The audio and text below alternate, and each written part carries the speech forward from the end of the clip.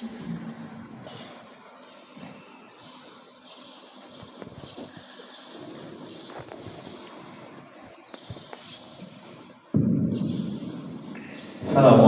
warahmatullahi wabarakatuh. Jemaah salat subuh yang dimuliakan Allah Subhanahu wa taala. Insyaallah yang menyampaikan tausiah kita pada subuh ini akan disampaikan oleh Ustaz Haji Ibrahim Ngawul HS SKM MNSI. Beliau merupakan wakil rektor 3 bidang kemahasiswaan Universitas Tengku Umar Lampung. Pada Ustaz kami persilakan. Assalamualaikum warahmatullahi wabarakatuh.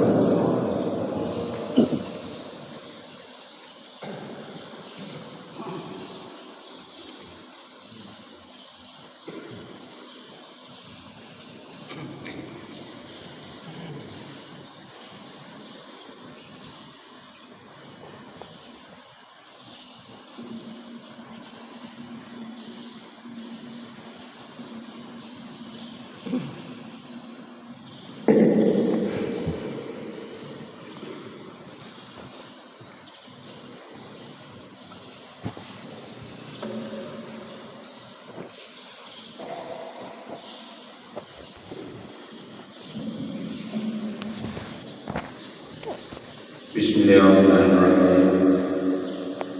Assalamualaikum warahmatullahi wabarakatuh. Alhamdulillahirabbil alamin. Wassalatu wassalamu ala asrofil anbiya'i wal mursalin wa ala alihi wa sahbihi ajma'in. Pertama dan utama marilah kita mengucapkan puji syukur kita kepada Allah Subhanahu wa taala yang mana dengan rahmat dan kasih-Nya lah kita pada subuh yang berbahagia ini masih Allah berikan dua kata-kata yang sangat indah. Yang pertama kesehatan dan yang kedua umur panjang atau panjang umur. Makanya di dalam bidang kesehatan kita selalu berdoa kepada Allah Subhanahu wa taala agar Allah berikan kepada kita tidak hanya panjang umur, akan tetapi Allah berikan kepada kita adalah kesehatan. Kemudian selawat dan salam kita sampaikan kepada Nabi besar Muhammad sallallahu alaihi wasallam yang telah membawa umat manusia ini kepada alam yang penuh keberkahan, pada alam yang penuh ilmu pengetahuan sampai saat sekarang ini. Hadirin para jemaah salat subuh yang dirahmati Allah Subhanahu wa taala. Sebelumnya saya memberikan semacam perkenalan sedikit. Sudah disampaikan oleh protokol tadi bahwasanya saya diamanahkan menjadi wakil rektor bidang kemahasiswaan dan alumni Universitas Tengku Umar, salah satu pahlawan nasional kita di pada selatan. Dan juga sebenarnya saya sudah 2 kali datang ke Semulu ini. Yang pertama sekali saya datang waktu saya kunjungan dengan Abu Roto Jaini, itu lebih kurang hampir 7 tahun yang lalu di Semulu Timur kalau nggak salah saya. Dan juga para jemaah yang mulia, saya juga sebagai dosen di Fakultas Kesehatan Masyarakat Universitas Muhammadiyah Aceh, dan saya sangat berbahagia pada bisa bersilaturahmi dengan orang tua saya, Pak Imam dan keluarga besar yang ada di Sumeneb. Dan saya teringat waktu saya mengajar di Universitas Muhammadiyah, banyak sekali para mahasiswa yang berasal dari Sumeneb. Dan saya sudah mengajar hampir 30 tahun. Dan di sini banyak sekali alumni-alumni dari Universitas Muhammadiyah Aceh yang sudah berhasil, ada yang sudah jadi kepala dinas dan lain sebagainya. Praja Maya Mulia, sesuai dengan judul ceramah kesehatan pada hari ini adalah judul ceramah kita pada hari ini adalah nikmat kesehatan. Dan juga keberadaan kami pada pagi hari ini dalam rangka kunjungan ke Sumeneb ini adalah ada musyawarah besar keluarga alumni Universitas Umar yang akan disahkan nanti pembukaannya pada pagi hari ini jam 9. Jamaah yang mulia, yang saya hormati pengurus UPTD beserta para pengurusnya, kemudian Pak Imam beserta pengurus serta seluruh para jamaah yang berhadir di masjid yang indah ini. Mudah-mudahan kita menjadi penghuni surga nantinya. Amin amin ya rabbal alamin. Para jamaah yang mulia, berapa banyak orang-orang yang Allah beri kesempatan atau beri kesehatan tidak bisa hadir dan tidak bisa datang ke masjid untuk melaksanakan salat subuh secara berjamaah. Alhamdulillah, kita inilah yang Allah panggil, Allah pilih untuk hadir di masjid. Mudah-mudahan Allah selalu memberikan hidayah kepada kita semua, dan akhirnya nanti Allah masukkan seluruh jamaah yang hadir pada salat subuh pada pagi ini ke dalam surganya Allah Subhanahu wa taala. Amin amin ya rabbal alamin. Jamaah subuh yang mulia, kita semalam sebelum tidur telah mengucapkan Bismika Allahumma Iyyan Wasmika, dengan nama aku hidup dan dengan nama juga. Artinya kalau Allah tidak berikan lagi kita bisa bernafas, semalam sudah selesai masalah. Tetapi belum selesai di akhirat nanti. Kemudian kita kembali dengan rahmat dan kasih sayangnya Allah Subhanahu wa taala. Allah masih memberikan kesempatan untuk bisa bernafas, menghirup udara segar di pagi subuh ini. Oleh karena itu, sebagai ungkapan rasa syukur dan kita mengucapkan alhamdulillah, alhamdulillahirabbil alamin yang mana Muhammadan wa ilaihi. Segala puji bagi Allah yang telah menghidupkan kembali umatnya, dan kepada nantinya kami akan kembali. Para jemaah yang mulia, ada salah seorang sahabat Rasulullah yang bernama Abdullah bin Ilmu Maktum. Abdullah bin Ilmu Maktum ini matanya buta dan takut datang ke masjid karena rumahnya jauh dari masjid, takut adanya binatang-binatang buas. Karena rumahnya jauh dari masjid, lalu bertanya kepada Rasul, "Ya Rasulullah, saya matanya buta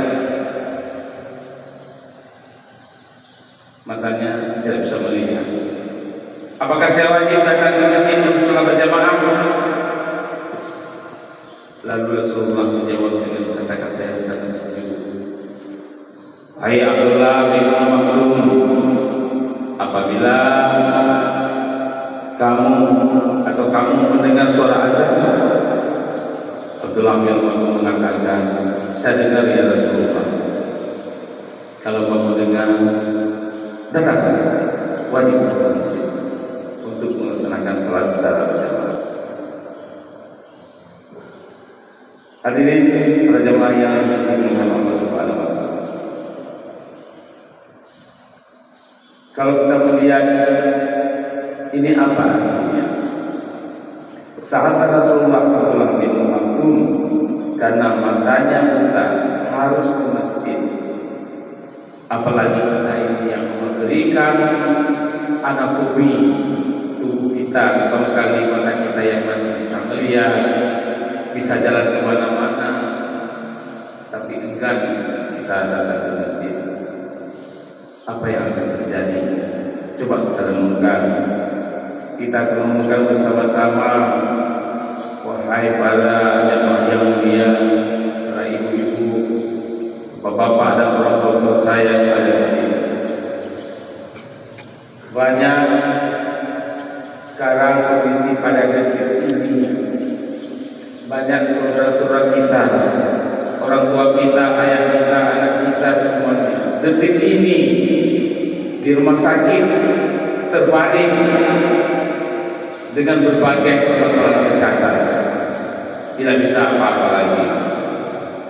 Terutama sekali kita ambil contoh, setiap manusia Allah berikan dua buah lubang hidung, semuanya kita ada ini Allah berikan dua buah lubang hidung. Tetapi para jemaah yang mulia, apabila terjadi permasalahan kesehatan, misalnya di rumah sakit ini ada saudara kita yang tidak bisa bernafas sebagaimana mestinya. Di rumah sakit sudah dipasang yang namanya selang oksigen. Lubang pertama sudah dipasang selang oksigen. Hadirin yang mulia, perlu diketahui, di rumah sakit selang oksigen itu satu malam bayar mahal. Kalau kita melihat harga oksigen di rumah sakit itu 25 liter ataupun 25 per liter, 25.000 per liter, 250.000 per liter. Harga nitrogen 10.000 per liter. Dalam sehari manusia menghirup 2.880 liter oksigen dan 11.356 liter nitrogen. Jika dihargai dengan uang, oksigen dan nitrogen yang kita hirup mencapai 185 juta kali 30 hari, artinya 5,5 miliar per orang harus mengeluarkan biaya. Kadang-kadang kita lupa, kita pikir oksigen yang kita hirup ini adalah dari kita, inilah pemberian dari Allah Subhanahu wa taala kepada manusia-manusia. Oleh karena itu, kalau kita mengkaji lebih dalam, berapa umur kita? Ada ayah saya sudah 50 tahun, 50 tahun. Bertanya pada kita sendiri, saya sampai hari ini Allah berikan sehat, orang hidup, oksigen ini tanpa sia-sia. Kalau Allah memberikan misalnya satu hari yang kaya 100.000, berapa? Tahun. Itu sendiri. Jamaah yang mulia, sudah selesai oksigen. Pada detik ini juga ada saudara-saudara kita di rumah sakit juga. Pada detik ini ada saudara kita yang tidak bisa makan secara Di rumah sakit tidak bisa makan seperti normal. Mereka juga akan memberikan tindakan kesehatan ataupun dengan perawatan. Lubang hidung yang kedua sudah diberikan juga bantuan alat medis, dipasang lagi yang namanya selang NGP dalam bahasa kesehatan. Jadi dua buah lubang ini sudah dipasang selang untuk supaya bisa masuk makanan melalui selang itu sendiri. Dan juga seperti Honda masuk bensin, ada corong, ya, ada selang. Dan tidak bisa makan secara normal. Dan juga sudah selesai masalah dua-dua ini.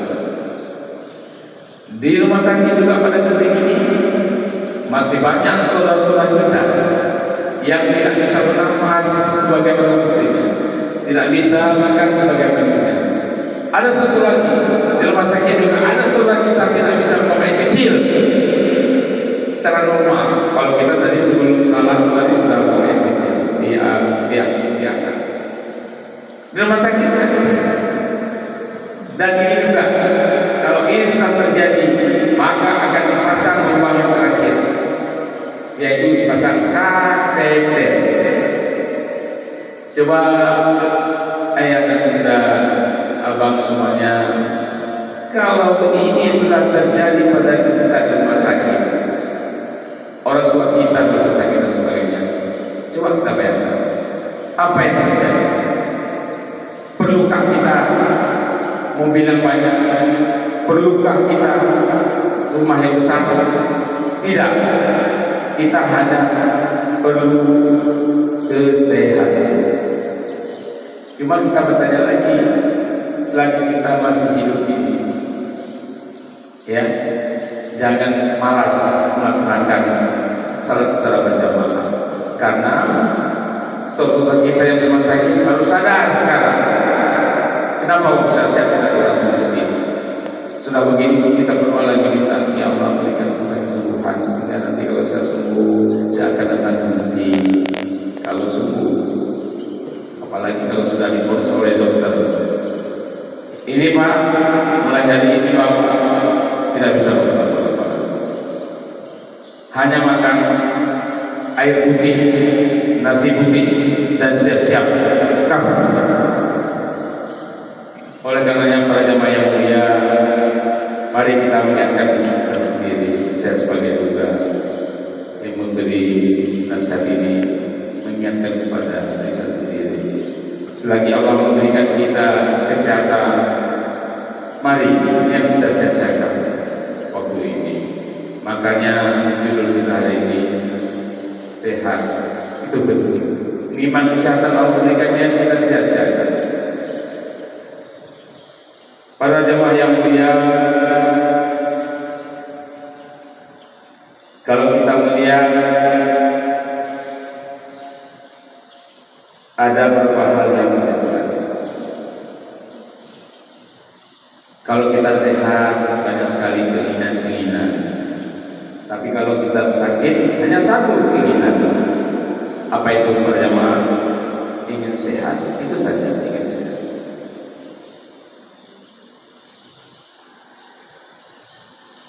Pertama sekali saya mengingatkan kita semuanya bahwasanya di dalam bidang kesehatan itu juga ada dua yang perlu diingat.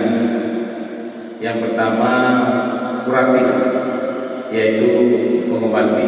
Ini rakyatnya dokter. Sekarang ada dua pilihan kepada kita. Kalau sudah sakit diobati oleh dokter, misalnya diare, tuberkulosis, HIV, hipertensi, diabetes, jantung, kanker paru-paru, ya kan, sakit gigi dan lain-lain sebagainya. Itu ranahnya dokter. Kalau sudah sakit datang ke dokter. Tapi saya sebagai ahli kesehatan masyarakat itu adalah preventif. Ranahnya adalah ahli kesehatan masyarakat. Preventif artinya pencegahan. Artinya kalau kita mencegah lebih baik pencegahan, artinya mencegah lebih baik daripada mengobati. Sekarang pilihannya kepada kita, pilih mencegah atau pilih sudah sakit dokter. Misalnya dalam pemahaman ini juga dalam agama juga disampaikan bahwasanya jaga 5 sebelum datangnya 5. Yang pertama, salah satu di antaranya jagalah sehat sebelum datang sakit. Itu dalam pemahaman agama sudah dijelaskan. Kemudian para jamaah yang mulia, mencegah supaya jangan terjadi. Misalnya apa yang dilakukan? Kita makan, tangan kita itu harus bersih. Padahal hal seperti ini sangat sepele. Ya, coba Rasulullah kalau makan pakai tangan, kenapa? Nggak pakai sendok. Kita ini semuanya makan di mana-mana. Kalau ada acara pesta semua pakai sendok. Sendok itu sudah beribu-ribu orang sudah sendok itu sudah haus dia sudah rusak. Kenapa tidak menggunakan sunnah Rasul makan dengan tangan? Tapi tangannya harus bersih. Kenapa harus makan dengan tangan? Karena di tangan kita ini ada bakteri. Apabila kita pegang, bakteri ini akan melakukan proses pembusukan makanan di dalam pencernaan kita. Itu rahasia. Makanya kita jangan malas, harus menggunakan tangan pada makan. Itu sudah jelas sudah dilakukan oleh Rasulullah. Kemudian mencegah supaya jangan tuberkulosis ini tidak merokok. Ini maaf saya ngomong sebentar karena harus saya sampaikan.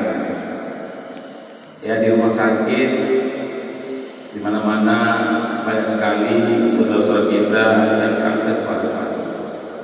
Dan ini juga maaf secara penelitian menurut Organisasi Kesehatan Dunia WHO, setiap 8,5 detik itu meninggal karena merokok.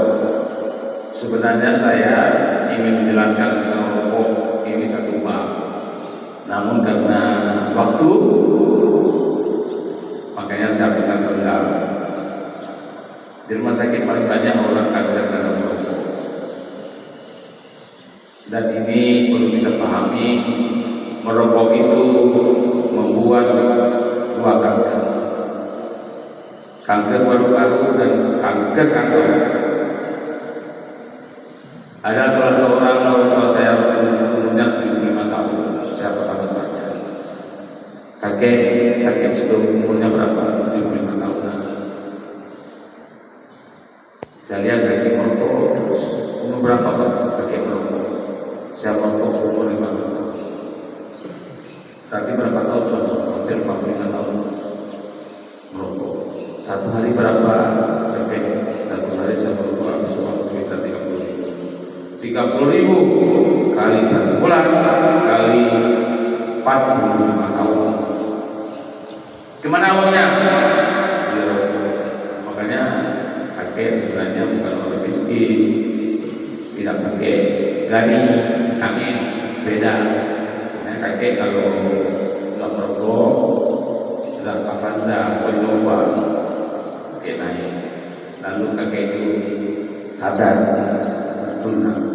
saya perlu beragama. Ini saya sesak dan sebagainya. Jadi topik tentang merokok itu tidak kita bahas setelah ini. Kemudian juga mencegah supaya jangan terjadi HIV/AIDS. Saya dulu kuliah di Pringau Batu Indonesia di Thailand Selatan, Patani, Naratiwa, Yala itu daerah-daerah Muslim.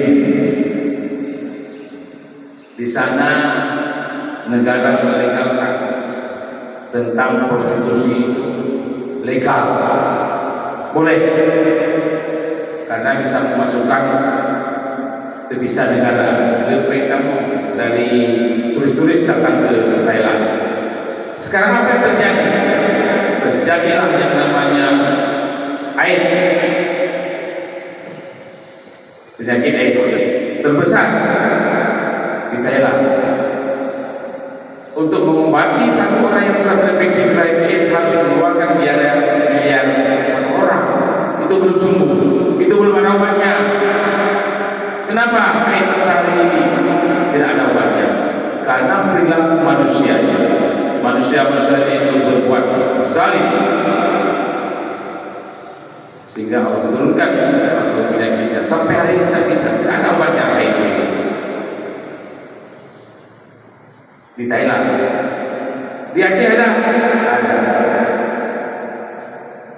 cuma tidak habis. Karena penyakit ini tidak serta-merta begitu kena pelan-pelan dia merusak jaringan tubuh manusia, merusak kekebalan. Oleh karenanya cepat-cepat melakukan hal-hal yang dilarang oleh agama kita. Oleh karenanya ini juga perlu kita sadari bersama. Mudah-mudahan kalau kita insya Allah. Tapi kalau diteliti bisa itu ada. Kemudian jamaah yang mulia juga menyangkut tentang kondisi dan saudara-saudara ini. Kita sebagai orang tua, bapak ibu, sebagai orang tua jaga anak, susah sekali karena Aceh ini juga kedaruratan narkoba. Narkoba itu berat sekali. Dan misalnya orang merokok itu satu proses masuknya narkoba dan rokok.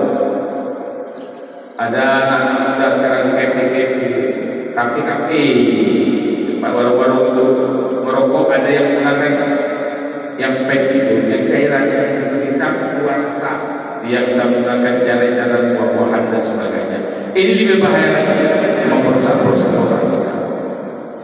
Kalau ada anak kita yang sudah demikian itu tolong diingatkan. Itu lebih bahaya lagi dari merokok. Yang merokok menggunakan cairan-cairan itu menggunakan asap, gaya-gaya anak muda di kafe-kafe. Ini perlu perhatian kita. Karena kalau tidak kita jaga ini akan merusak generasi-generasi yang akan datang. Makanya kenapa kadang-kadang ada di orang seorang anak membunuh orang tuanya, nggak mungkin secara logika, tapi dia sudah kena narkoba, sudah otaknya nggak benar lagi. Kemudian untuk mencegah supaya tekanan darah stabil, hipertensi, ya tidak mengkonsumsi. Ini kalau di Banda Aceh itu adanya kuah belangu. Kalau kenduri kalau nggak ada kuah belangu nggak jadi. Nah ini juga bisa menyebabkan hipertensi dan bisa kalau tidak terkontrol itu bisa stroke, miring karena hipertensi. Saya kalau di Banda Aceh punya komunitas. Pertama kami ada komunitas kalau hari Sabtu itu GPS, gerakan komunitas subuh. Kami ramai semua anak muda salat berjamaah. Kemudian kalau hari Jumat adanya salat subuh berkah. Kemudian kalau hari Ahad itu ada subuh Arafah dan BBC. Jadi kumpul semua. Dan saya selalu melakukan wisata gratis kadang-kadang. Sate gula, sate kanan darah, gratis saya buat. Dana siapa? Pribadi. Tidak saya bebankan kepada yang lain. Saya sendiri yang melakukannya. Kemudian saya bilang misalkan dan saya juga sebagai perawat. Jadi kerja sama. Apa yang sudah kita lihat? Itu rata-rata orang kita itu banyak yang hipertensi, banyak yang kena gula. Kenapa? Karena perilaku. Orang kita Aceh paling banyak konsumsi beras, paling banyak makan yang manis-manis. Ini sebentar lagi mau lebaran Idul Adha, pulang ke kampung. Begitu kita pulang kampung, langsung orang tua kita menyuguhi air teh itu baik sekali gulanya, setengah teh setengah gula. Kenapa? Itu budaya gula. Ada semacam kebiasaan kita, masa keluarga kita dari Banten pulang ke kampung, kita kasih air putih, malu kita. Sebenarnya dalam bidang kesehatan itu bahaya. Satu, ibu-ibu yang selama ini negara Islam kami, ibu-ibu sering menggunakan masak nasi dengan kosmos dan lain-lain. Ya masuk air, masuk beras, proses sendiri. Itu juga berat proses. Gulanya tinggi, apalagi nasinya berhari-hari juga